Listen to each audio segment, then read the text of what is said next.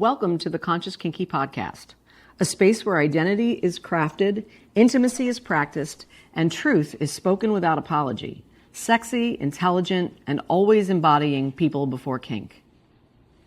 What listeners will take away: clarity, new ways of seeing identity, intimacy, and power without shame or jargon. Language, short, practical sentences that they can borrow to talk about boundaries, consent, and desire. Reflection, 6 guiding questions each week that encourage journaling and deeper self-study. Connection, real stories from Joshua and myself and guests showing that you're not alone in your struggles or growth. Embodiment, a 5-minute practice or micro commitment to try in your daily life before the next episode. Continuity, a clear invitation to the Tuesday Alumni Circle, where podcast ideas are turned into lived practice, creating bonds through shared vulnerability. Viewer discretion is advised. These are adult topics, 18 and over. We are not offering advice. Please seek mentorship, and this is wholly perspective-based.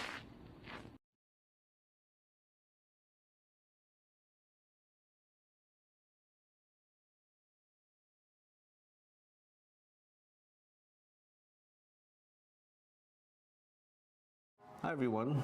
Hello. And welcome back to week 4, integration and chosen lineage. So we've spent this month uncovering truth, where we come from, where we hide, what we're ready to reveal.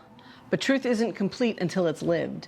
This week, we're exploring integration and chosen lineage, how to turn insight into daily practice and choose the values that guide who we're becoming. This conversation is about embodiment, living your truth so consistently that it becomes your lineage. Not the one you were born into, but the one you choose to leave behind. Welcome to episode 4 of the Conscious Kinky podcast. I'm Joshua. This month we've explored identity, lineage, and truth-telling. Today's focus is what it looks like when all of that becomes visible in your actions. I'm Kat. These conversations and the People Before Kink Alumni Circle exist so you can turn reflection into practice. 6 questions in 2 rounds, 1 legacy you'll live this week.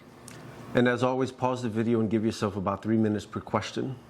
Then come back in a day and revisit what changed. Integration is the part that happens after reflection, when awareness meets consistency. So pull up a chair, or in our case, stand. Take a breath, and let's begin. Awesome. So which lineage, familial, leather, or chosen, do I claim this month, and why? I picked chosen family as my lineage. And why? Oh, because you guys are my legacy. You, Natalie, the puppies, Kink Collective, you're all my legacy. Yeah. For myself, I've actually picked familial because of all the work we're doing. We talk about doing the right thing and ruptures and repair. And I have disconnected a bit from my family, the familial family. And it's something that I want to fix for my side. Awesome. So, question number 2. Who will I mentor this week? Who will I mentor this month? Or who do I need as a mentor, and in what skill? So I have started to mentor Natalie around business management, which I'm going to continue doing. And I'm going to lean on I have a spiritual mentor that I'm going to lean into. In fact, we have a call, I think tomorrow, about spiritual practice. Awesome. So in regards to mentoring, it's whoever comes across genuinely in seek of guidance or support. And what I need someone further down the road from me in their spiritual or business practices, so that I can go to when I have doubts or questions or things conflict internally.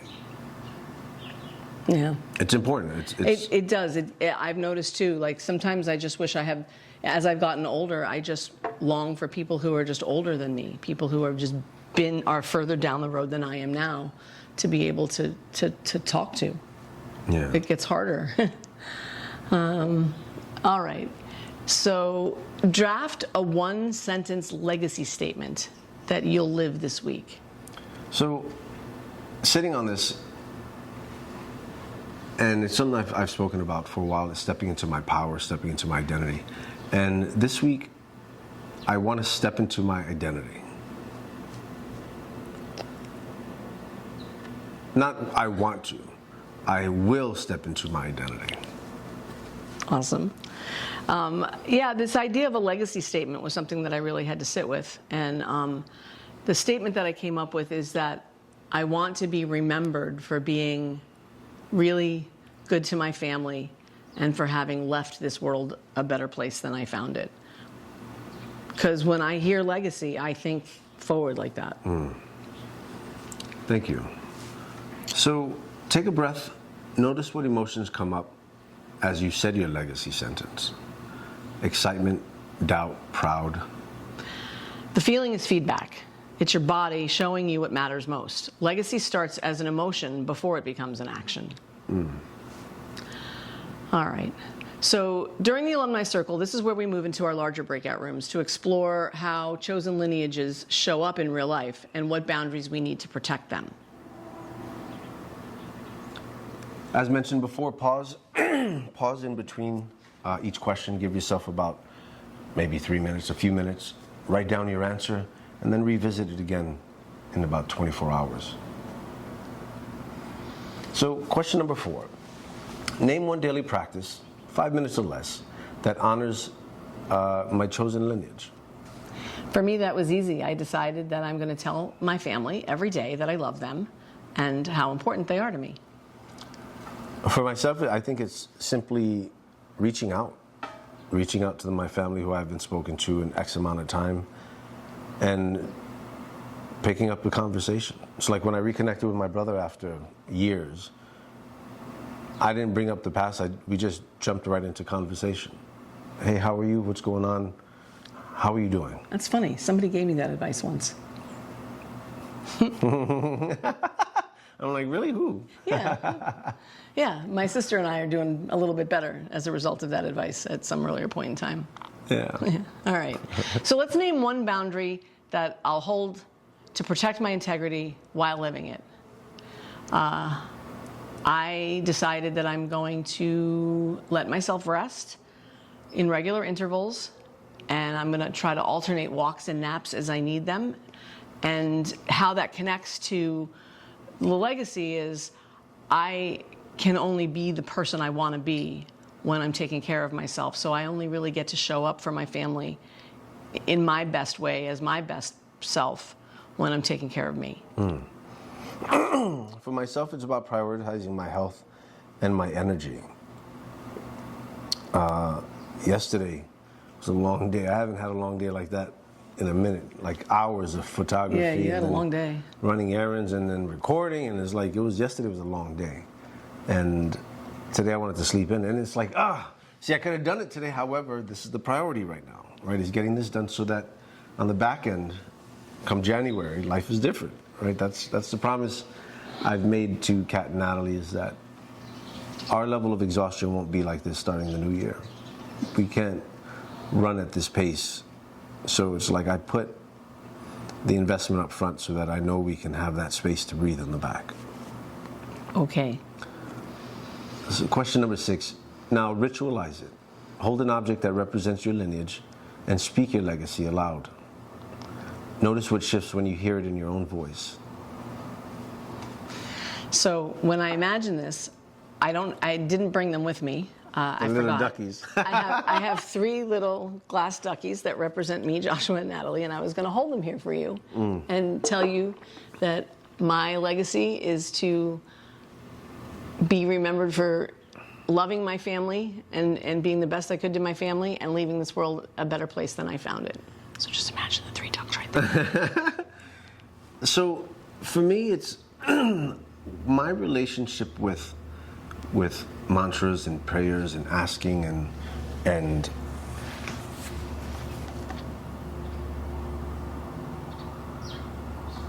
ritual is I light an incense and I go and I speak out what I want, what I'm asking for, what I need, or what I want to introduce for others in their lives through their processes. So my ritual is prayer every morning.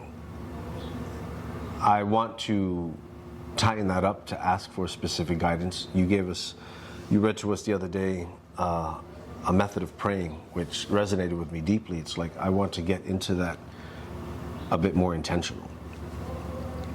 Yeah, two-way prayer. Yeah. It's about talking to God and then listening to God. So, God being whatever you imagine God to be. For me, and it's about living the life that I want to live, that brings me joy, and joy through the actions of how I treat people and the relationships that I get to come across. Even the ones that open my eyes to things. It's like none of it's inherently bad. It's informative. All right, so this week's practice, speak your legacy sentence every day while holding something that connects you to your lineage. Let it be a grounding ritual, a daily reminder of who you are becoming. And remember, legacy isn't a title or achievement. It's the pattern of choices that repeat when no one's watching. Build it through consistency, not performance. It's what you do when no one's watching. It's what you do when no one's watching. So thanks. You've just listened to the Conscious Kinky podcast. Every Friday, we get together at this table, ask 6 questions that help you reflect, challenge your old beliefs, and explore who you're becoming. We want you to dive in with these questions and determine what they mean for you, not just for these minutes that we have you, but for the past, for the present, and the future, right? Because for myself, they've really helped me shape out who I am, where I'm at, and where I want to go. So with that, you can join us every Tuesday for the People Before Kink, the Alumni Circle, where reflection becomes practice in a space built on respect, honesty, and care. This isn't about perfection. Remember, it's about becoming clearer, braver, and more present in your own body and in your relationships. So we would love if you could share this with someone you know, someone you trust who could benefit from this process. And commit to yourself that one small action that proves who you're becoming. Because legacy isn't built later, it's built today. Sexy, intelligent, real, always people before kink. We'll see you next Friday.